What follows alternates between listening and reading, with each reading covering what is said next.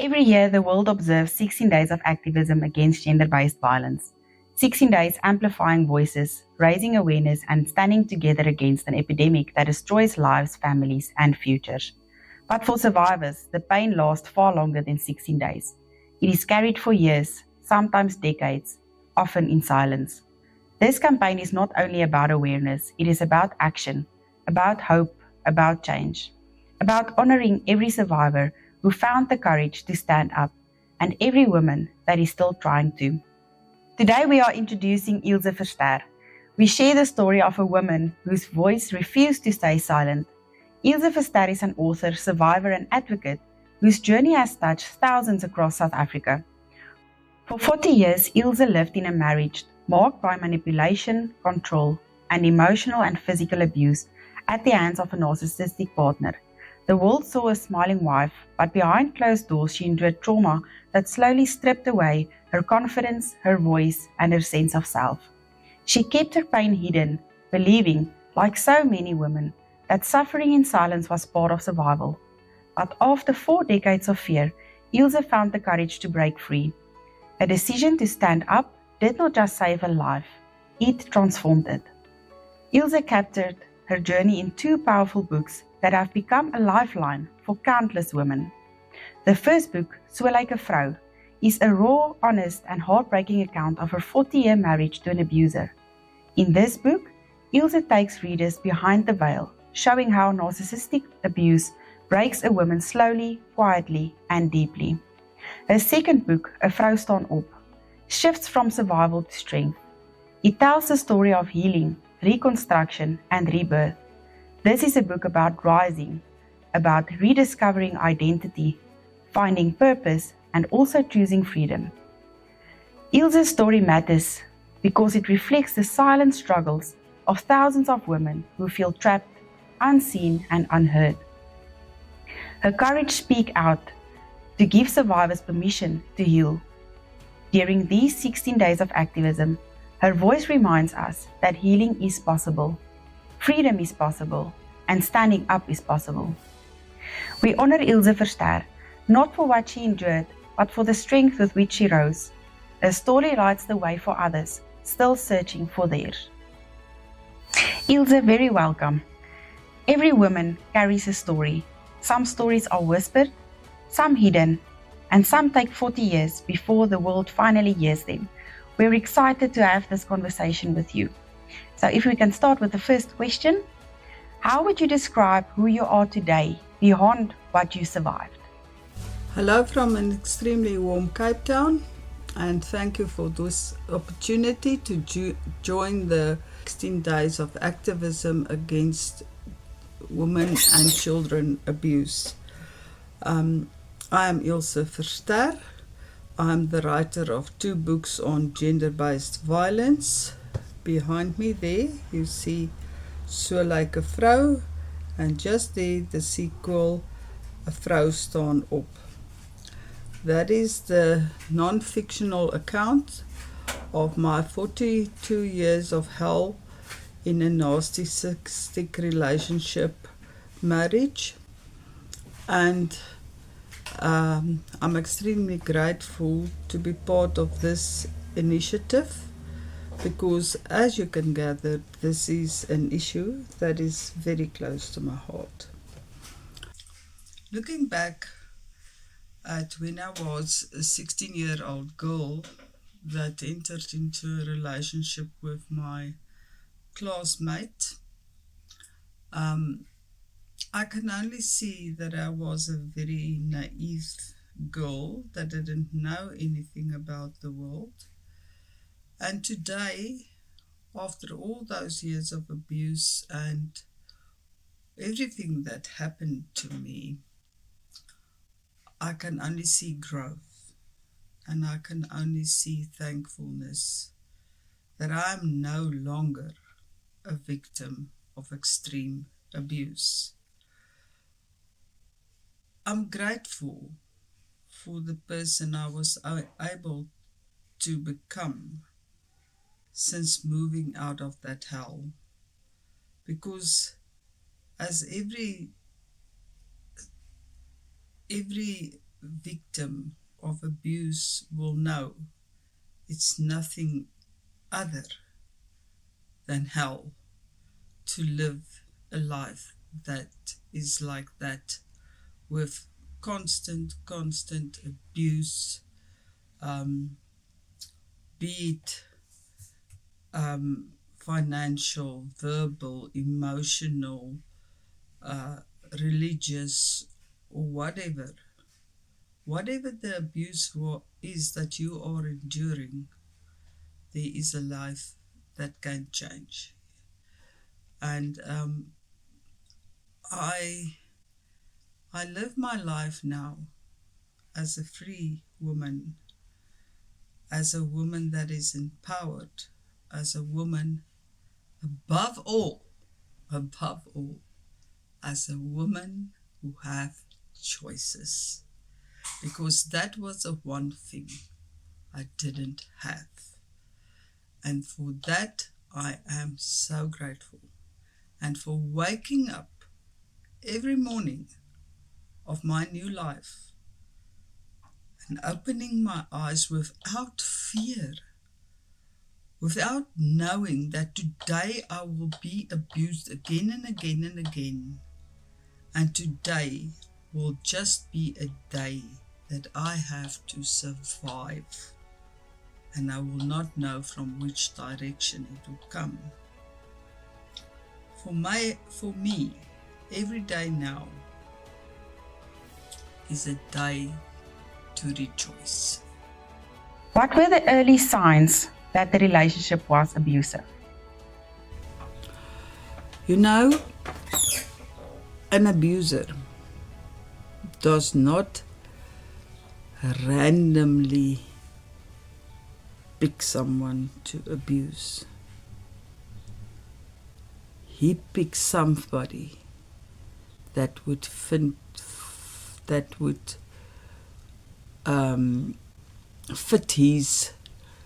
his type of person that he needs to abuse. And I was that perfect victim. I was really that perfect victim. I was young. I was naive. Okay, he was just a year older than me, and we were in the same class. I went to school at 5, when I was 5 years old. He went when he was 6 years old, but we started school together, and we ended school together. And my mother and my father divorced when I was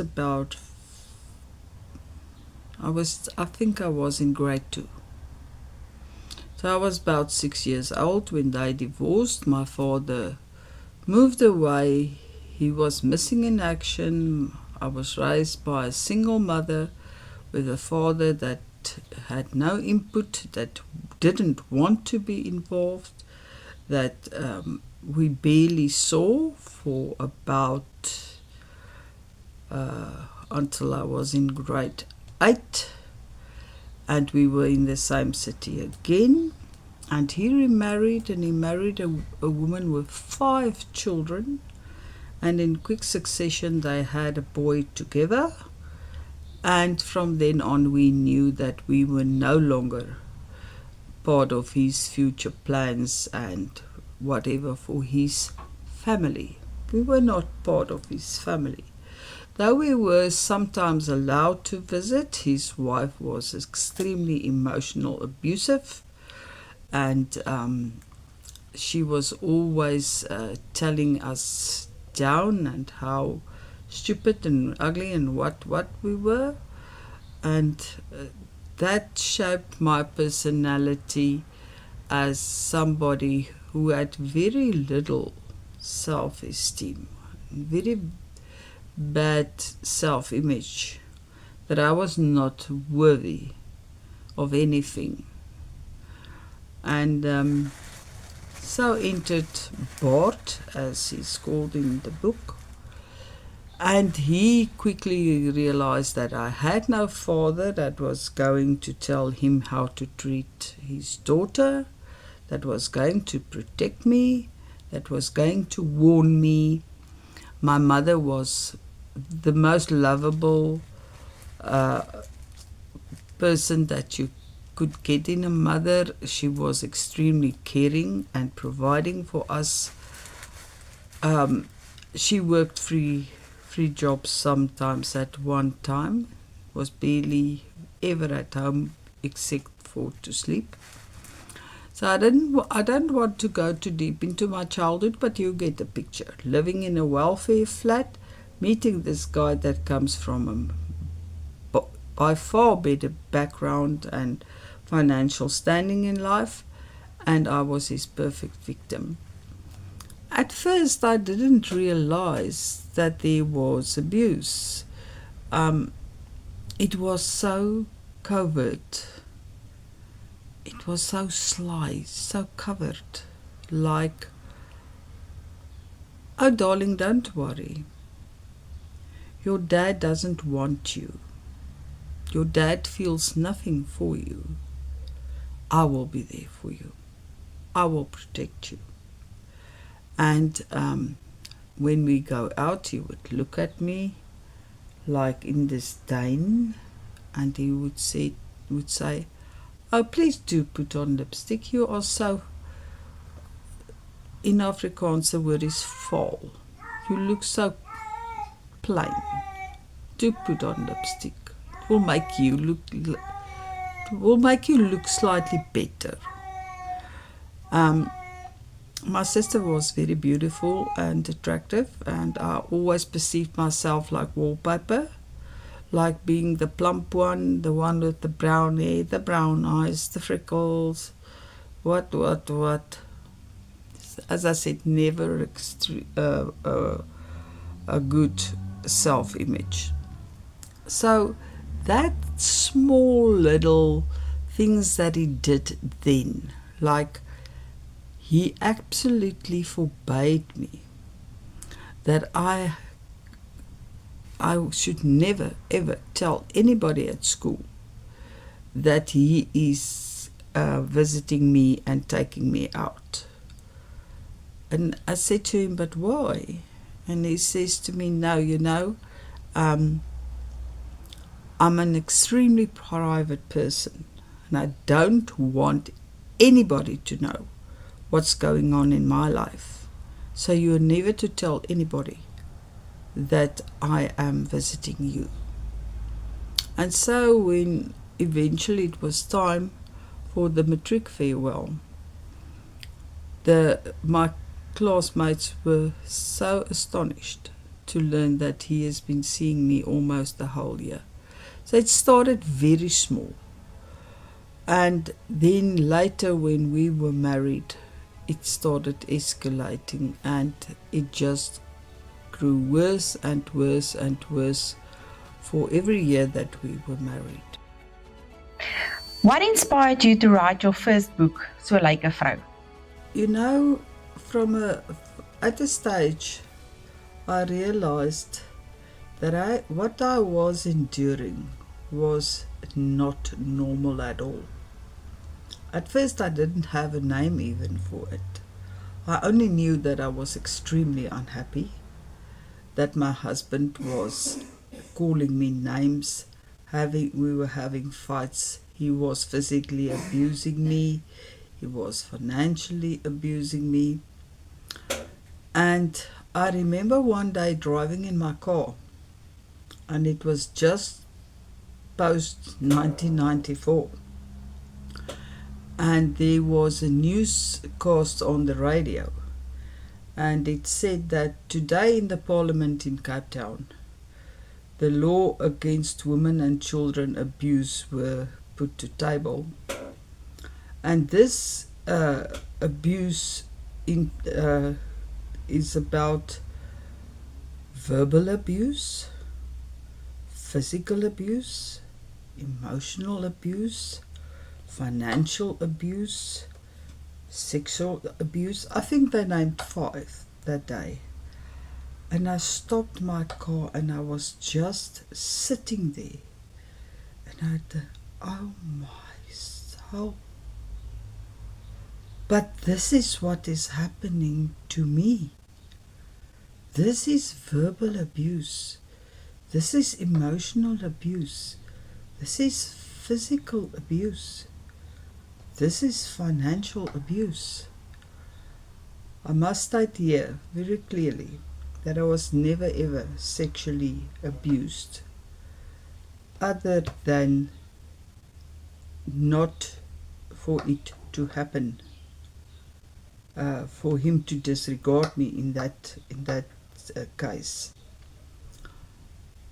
And then I have a very good friend, my best friend, that lives abroad, and I started asking her to look for books that can explain this type of. I thought he was having a sort of a double personality disorder or whatever, and to bring me books and send me books about it. So she started sending me books like Walking on Eggshells, Angry and Controlling Men, Why Does He Do It?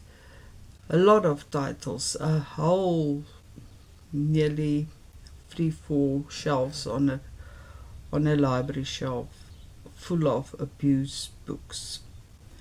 And these books I stored at my mother's house. You need to store something like that away where only you have access to it, and in a house of somebody that you can really, really trust with your whole heart. And at that time I started making notes just in the margins of this book. This happened on this day, that. And slowly it evolved into like keeping a diary. And then after my divorce, I remarried very quickly. And I married a writer. And amongst other things, he is a writer. And he was writing books and I was sitting here at my computer, and I always told everybody that one day I would write a book. But I had a other book in mind, and it was pure fiction. It was never to be a non-fiction book about my life. And the divorce happened, and I realized that so much has happened in 42 years, from being a 16-year-old girl to walking out of a marriage age 58. And perhaps that somewhere, somebody need to hear what has happened to me so that they can figure out their life as well.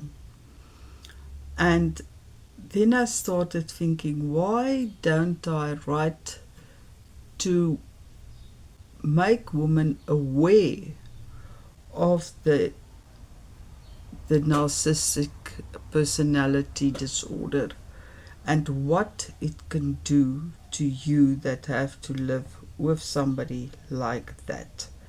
So that was my inspiration, but also in the final months before the final decree on the divorce was to be delivered in the court, I went to a social worker at FAMSA just to prepare myself for the day in the court, because I have decided that I was there the day that I got married.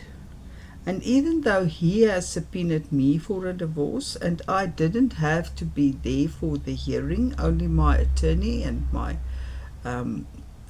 advocate had to be there, I decided I will be there on the day that I get unmarried.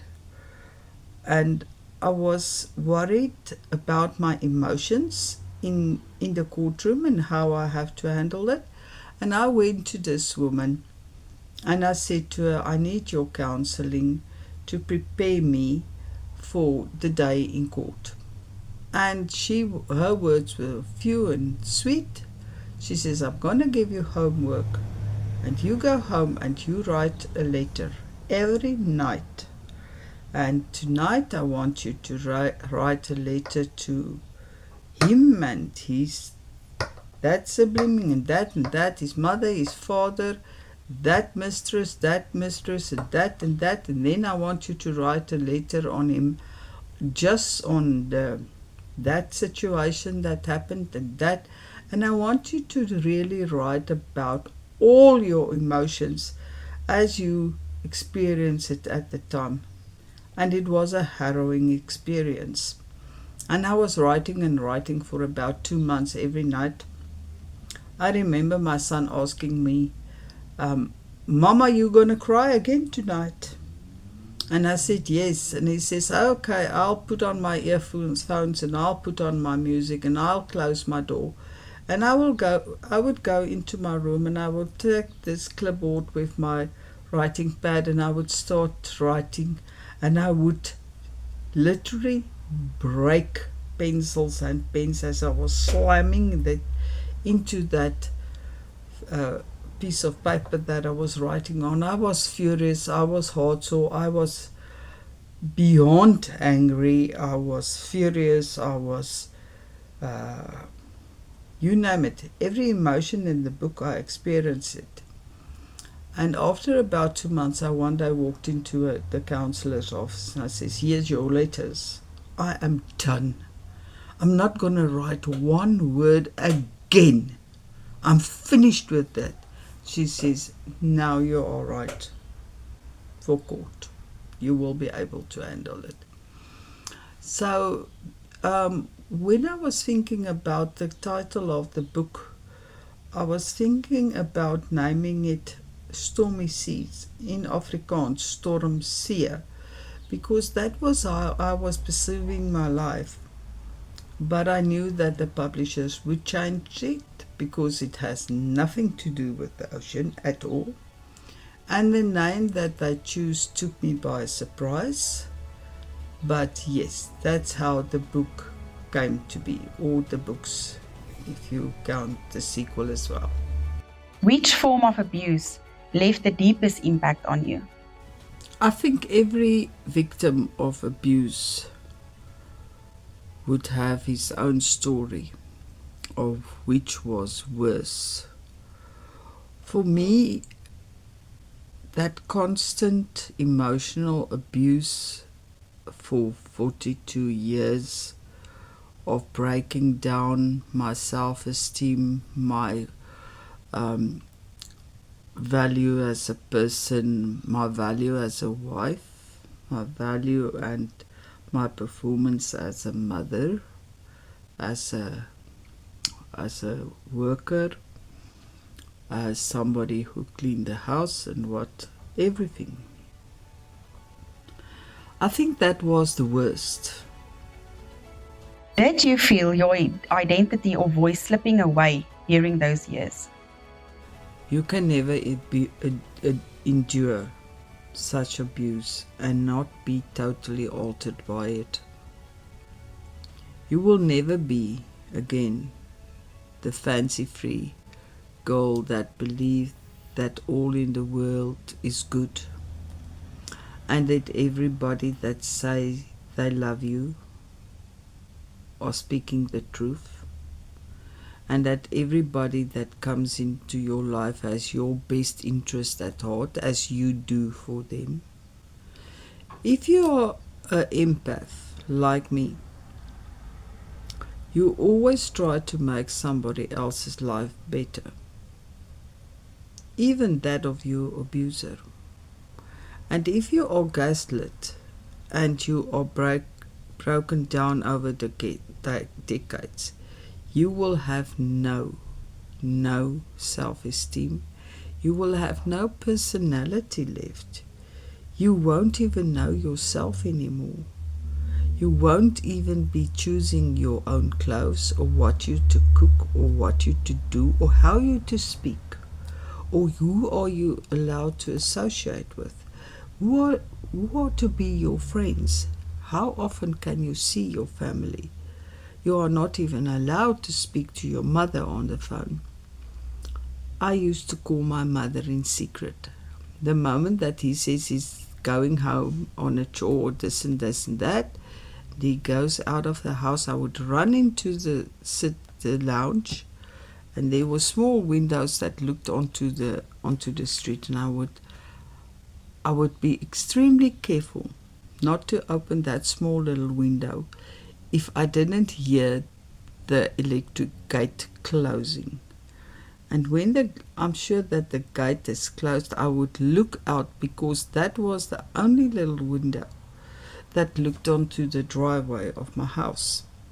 And I would look and make sure that he has left. And then I would wait a few minutes, because he's been out to come back to check if I'm not phoning somebody.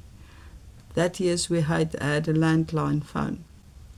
I was not allowed to have a cell phone until about we started getting a divorce.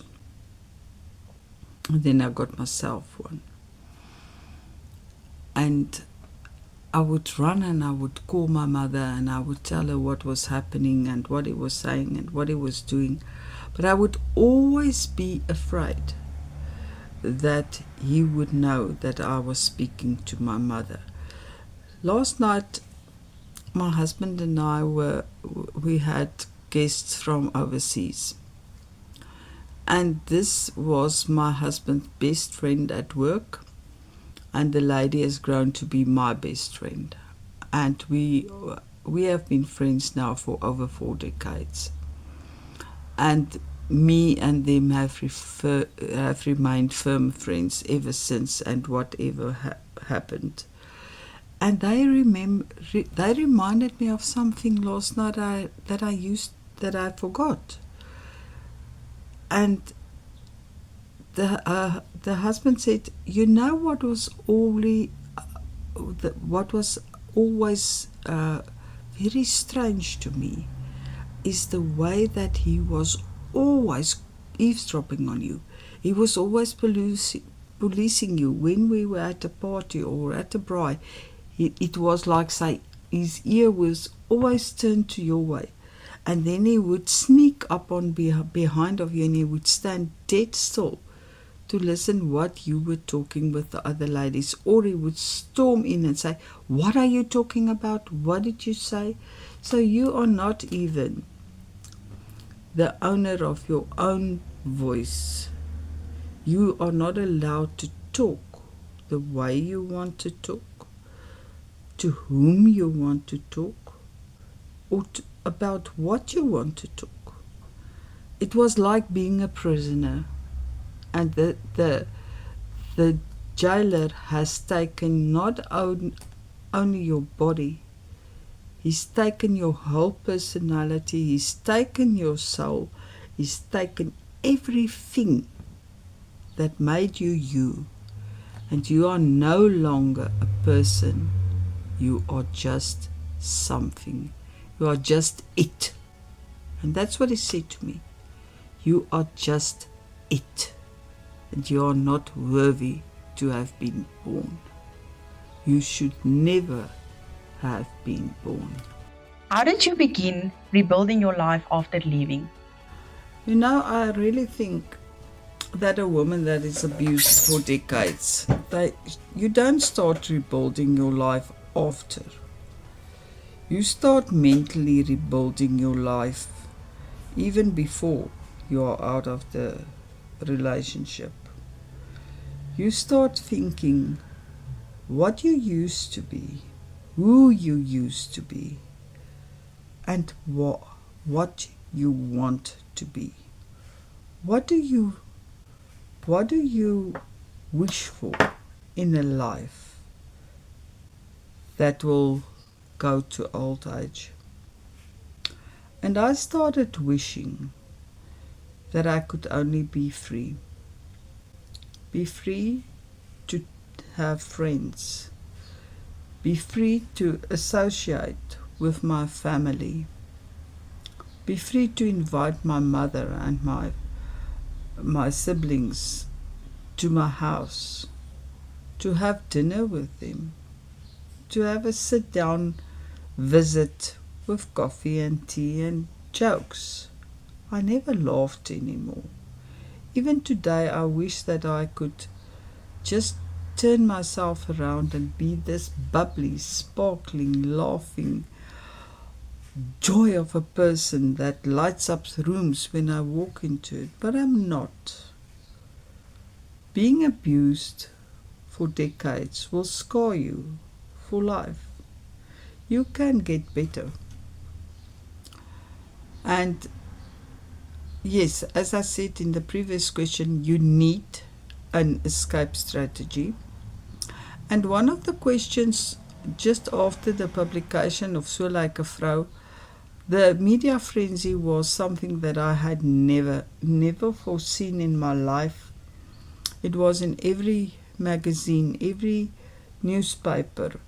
There was radio interviews more than I can count.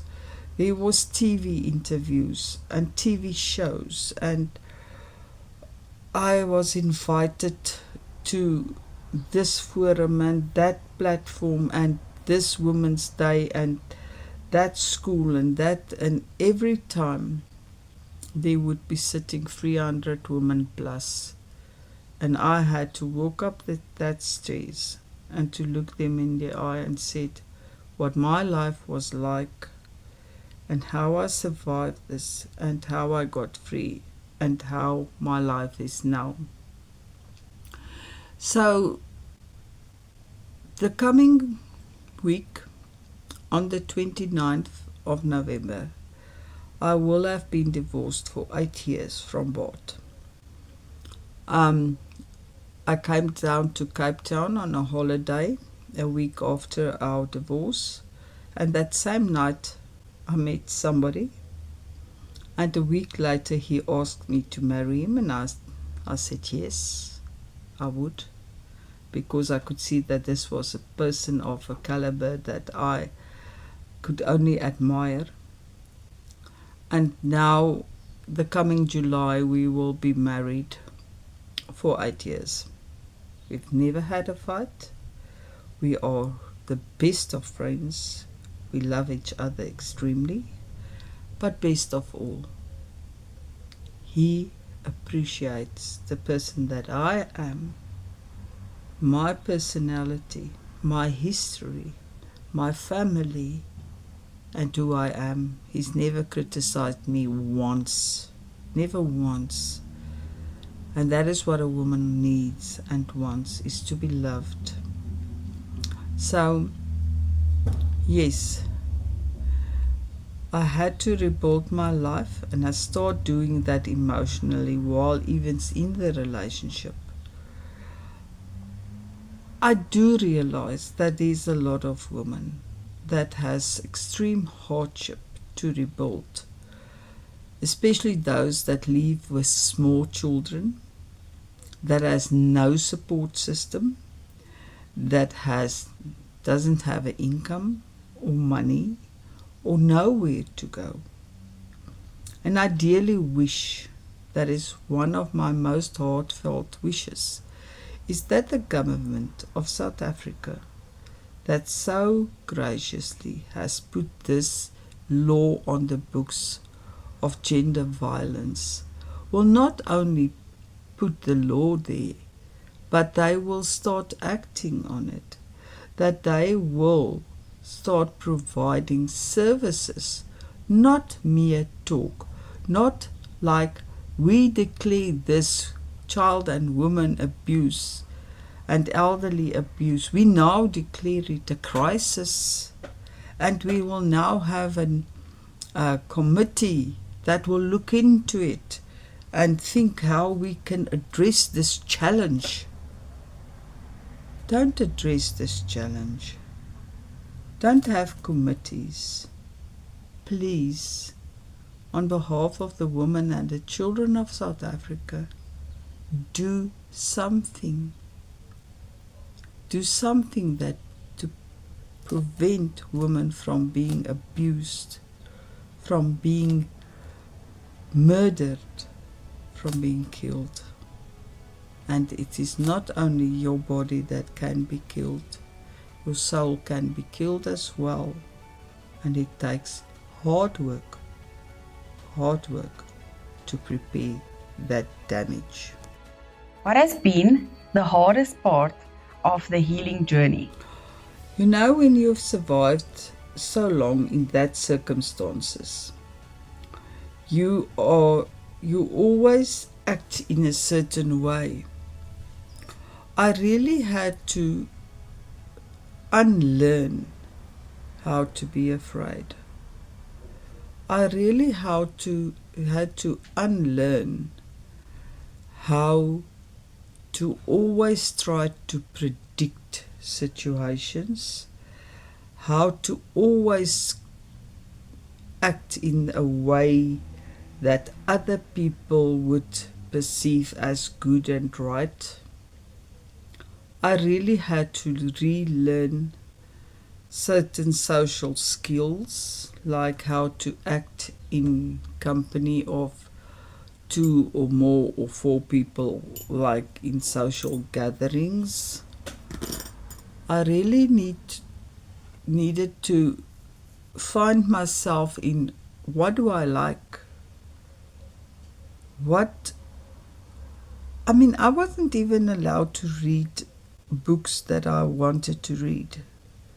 He would take the books and study them, and then he would start persecuting me. Oh, you're just reading that because you want this and that, or you want another man, or this is a romance. You want a romance with another man. Even the stupidest things, like buying a new lipstick.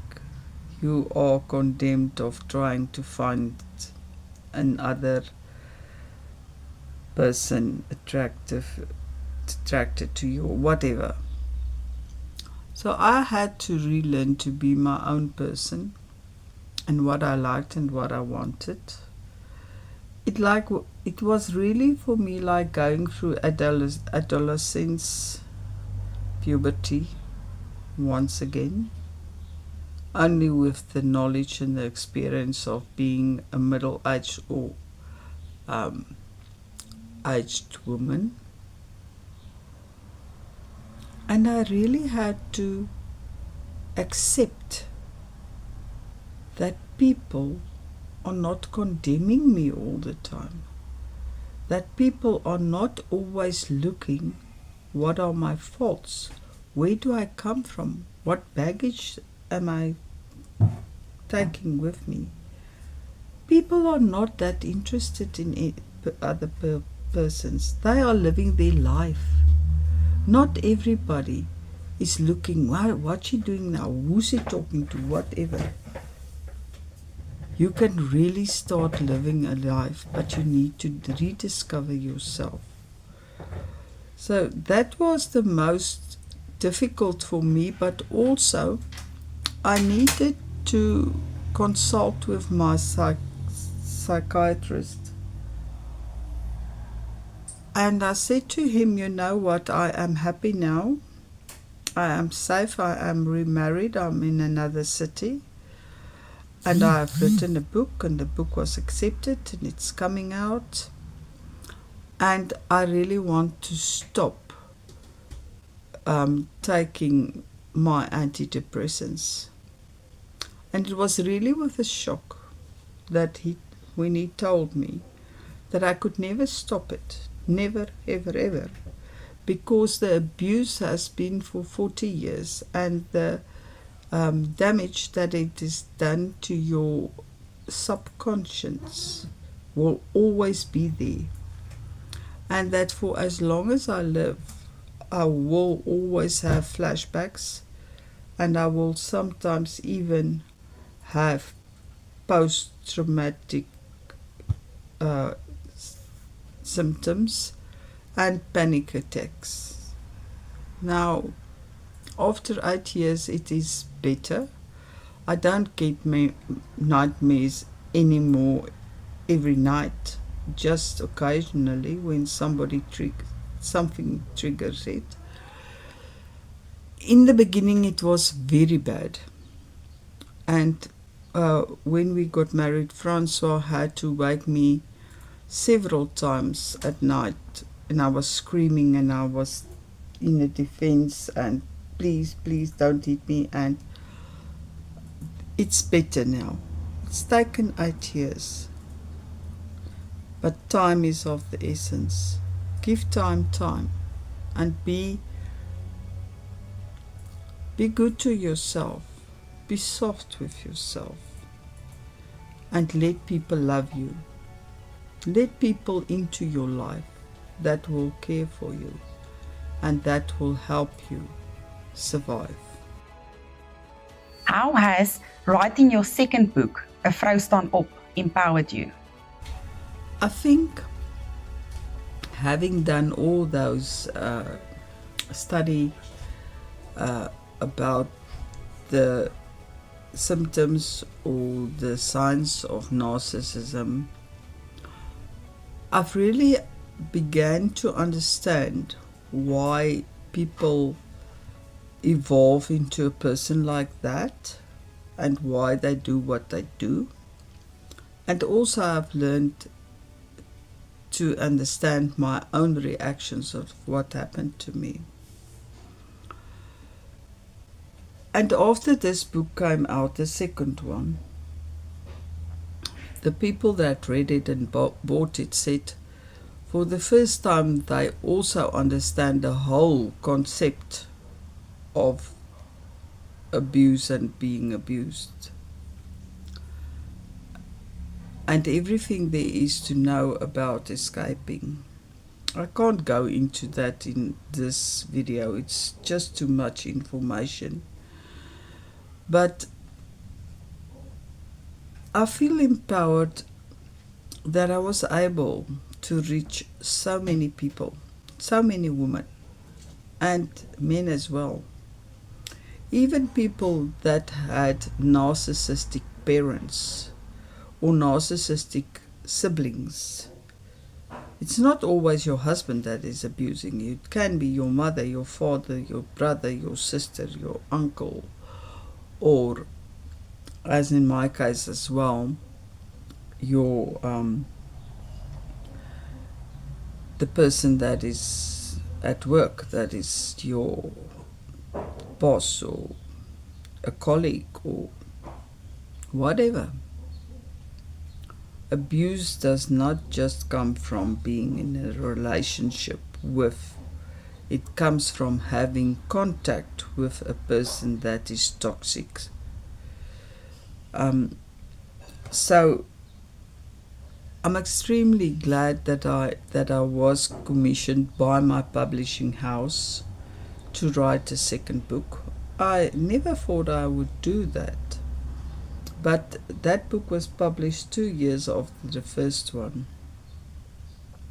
And in that 2 years, and even in the writing of the first one, I really got to know myself very well and what I want from life proceeding the last part of my life from here, which would, I suppose, not be 50 years, more than 20, more or less 20 years, because I'm already on the brink of turning 70.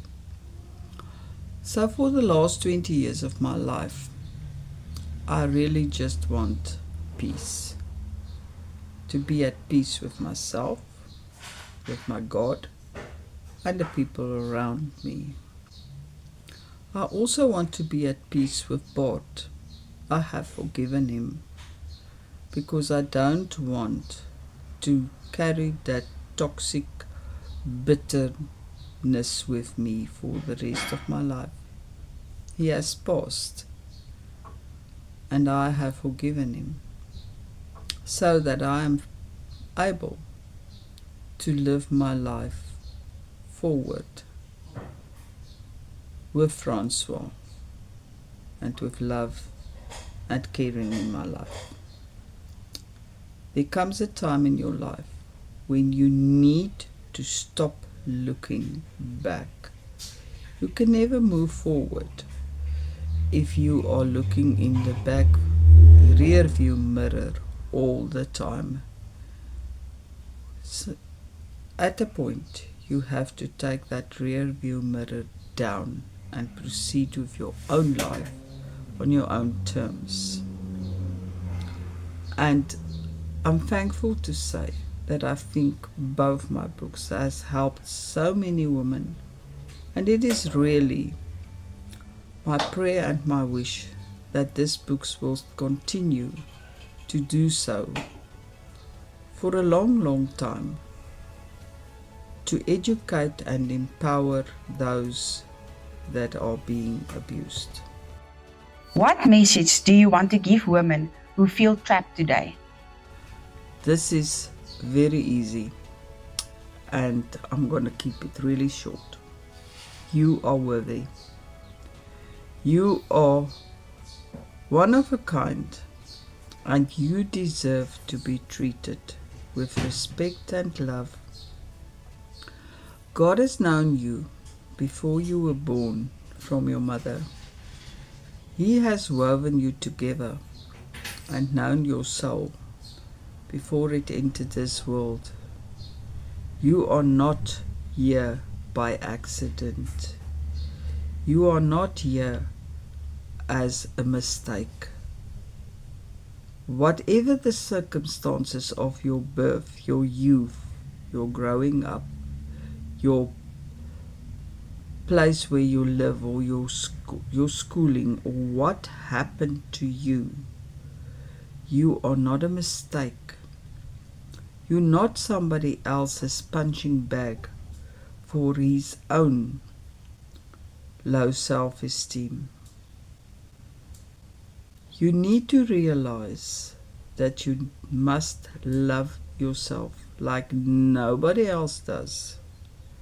Not even your mother, your father, or your best friend. You need to love yourself. You need to stop being an empath that always try to please and appease other people, to buy their goodwill or their love or their whatever you want. You need to stop paying forward with your body, your soul, and your personality to make people accept you.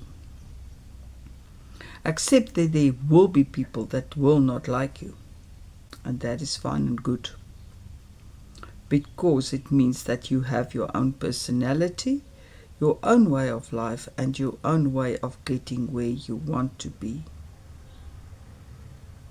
Not everybody can be liked by everybody. Like yourself and love yourself and free yourself, because nobody else is going to do it for you.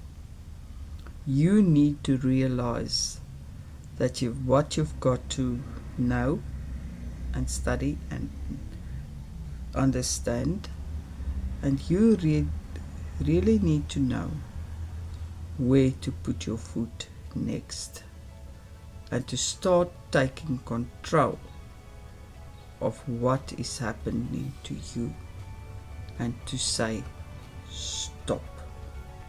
This abuse stops here. What do you hope people take away from your story of survival and rising? I really hope that women realize that no matter how dire your situation is, there is hope. And there is people and places that can help you, at least ought to help you, like the South African Police, like the South African Women's Federation.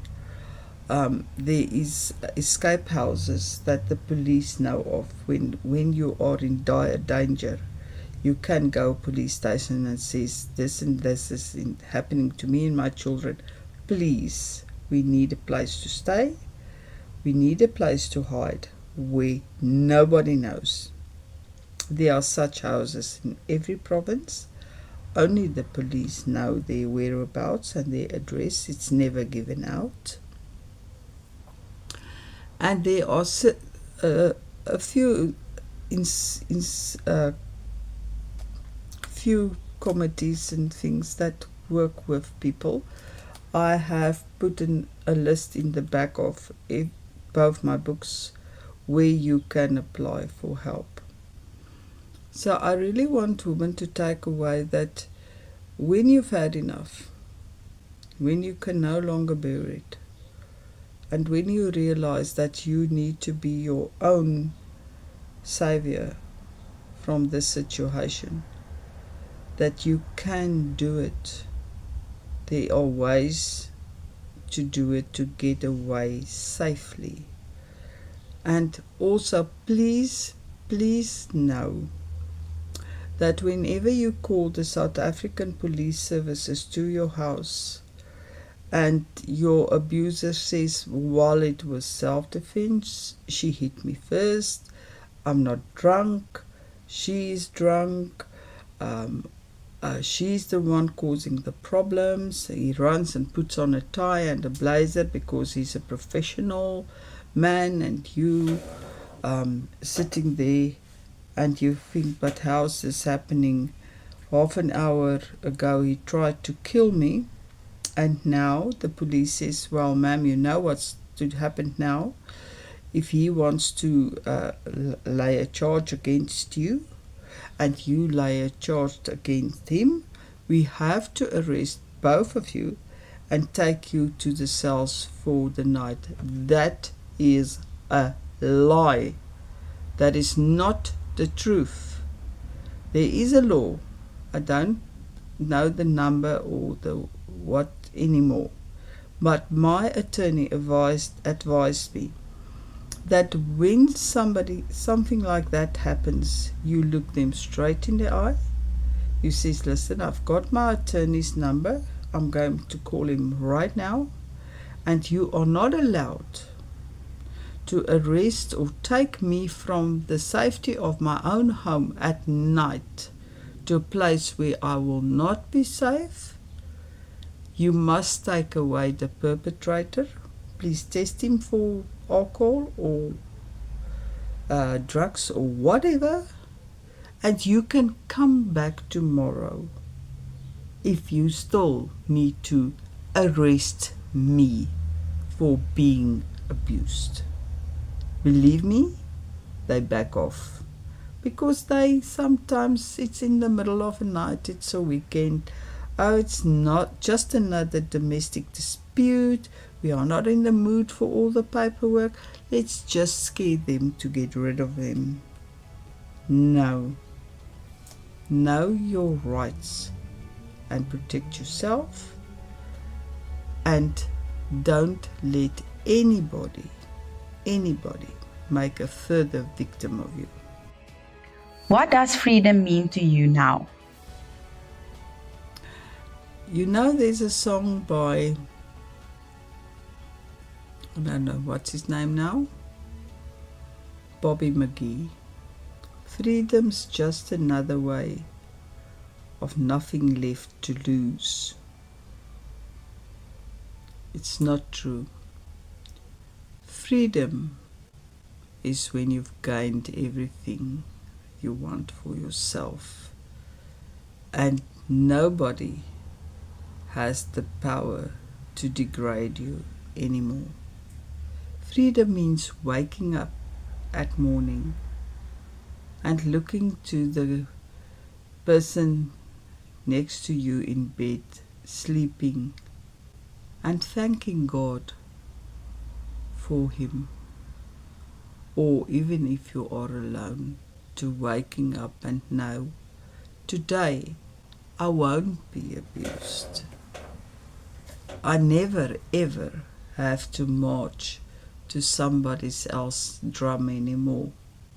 I can buy the clothes that I like, I can associate with whoever, but most of all, I don't have to endure abuse. Most couples in life do have a little difference in opinion or choices or what, and have a little spat here and there. It's quite normal. But when it's every day getting worse, and the person you are with is drinking or he is using whatever substance, and that is having a negative impact on your or your children or whoever shares your life, it's time to move on. I've lost a lot. I've lost the city that I was born and bred in. I've lost the house that I lived in for 36 years. I've lost people that was part of my life, like Ilse Verster, that worked for me for 22 years. That was like a sister, a mother, a grandmother, and a friend to me. I've lost the people that I've known in my city. I had to resign from a job. I couldn't find another job in my new city of Cape Town because I was so near to 60. I even lost my pets and a lot of possessions. I came to Cape Town with my clothes and one trailer full of stuff that was of such high value to me that I couldn't let it go. Not even furniture. It was just emotionally valuable stuff to me. And I had to start a whole new life. But I can say, God has been good to me. He's given me a wonderful husband, a new life and freedom to choose how I want to live and how I want to go forward in this life. And I get to have dreams. I get to have choices. And that is what makes every day worthwhile to me, is that I get to live freely. My best wishes to everybody and every victim. Please love yourself enough and protect yourself in whatever way you can. This is Ilse Verster's story. A story of pain, courage and freedom. A story of a woman who stood up. The SAVF stands firm in the fight against gender-based violence, calling communities to speak up, support survivors, and break the silence that keeps abuse alive. Through counseling, social services, safe referrals, and empowerment programs, the SAVF walks alongside victims on their journey to safety, healing, and restored dignity. Thank you for joining us today.